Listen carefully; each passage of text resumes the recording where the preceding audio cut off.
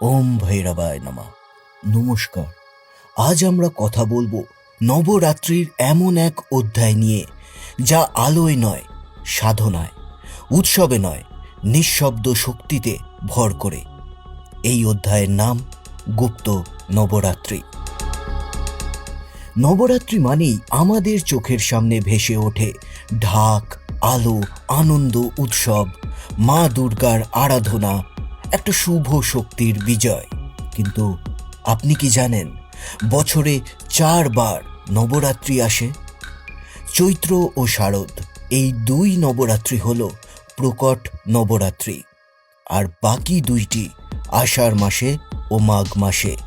এই নবরাত্রিগুলোই হল গুপ্ত নবরাত্রি। এই সময় মা দুর্গা পূজিতা হন নিঃশব্দে, লোকচক্ষুর আড়ালে, গভীর সাধনার মধ্যে দিয়ে। গুপ্ত নবরাত্রি এমন এক সময় যখন প্রকৃতি নিজেই বদলে যায়। ঋতু পরিবর্তনের এই সন্ধিক্ষণে শক্তির প্রবাহ সবচেয়ে তীব্র হয়।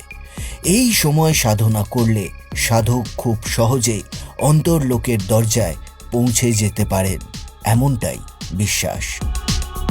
শাস্ত্র অনুযায়ী গুপ্ত নবরাত্রির কথার প্রথম উল্লেখ পাওয়া যায় দেবী ভাগবত পুরাণে।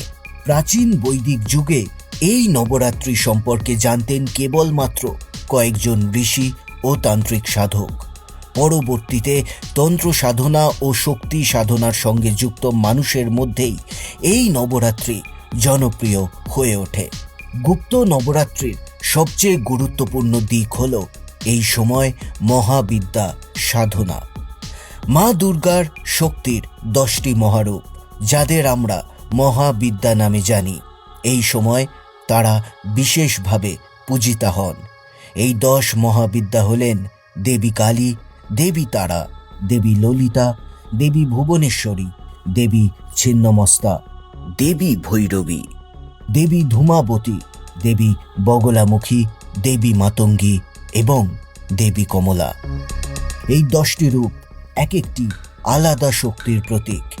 কেউ ধ্বংসের, কেউ জ্ঞানের, কেউ আকর্ষণের, আর কেউ মোক্ষের। এই 10 মহাবিদ্যা মিলেই সম্পূর্ণ মহাবিশ্বের এই শক্তি ব্যবস্থা। গুপ্ত নবরাত্রিতে এই মহাবিদ্যার আরাধনা করা হয় মূলত তান্ত্রিক সাধনায়। এখানে বাহ্যিক আড়ম্বর নেই, আছে কঠোর ব্রত, নিঃশব্দ জপ, গভীর ধ্যান।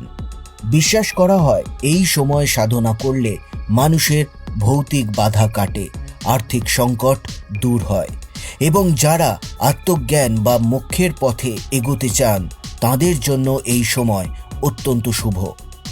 অনেক শাস্ত্রে বলা হয়েছে গুপ্ত নবরাত্রিতে সঠিকভাবে সাধনা করলে মানুষ ভবিষ্যতের আভাস পেতে পারে, তাদের অন্তর্দৃষ্টি তীক্ষ্ণ হয় এবং জীবনের গোপন রহস্য ধীরে ধীরে উন্মোচিত হতে থাকে।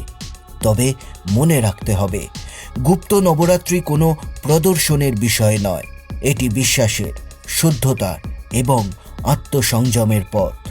প্রকট নবরাত্রিতে আমরা মাকে দেখি, গুপ্ত নবরাত্রিতে আমরা মাকে অনুভব করি, আলোয় নয়, নিঃশব্দে, অন্ধকারে, যেখানে শক্তি কথা বলে।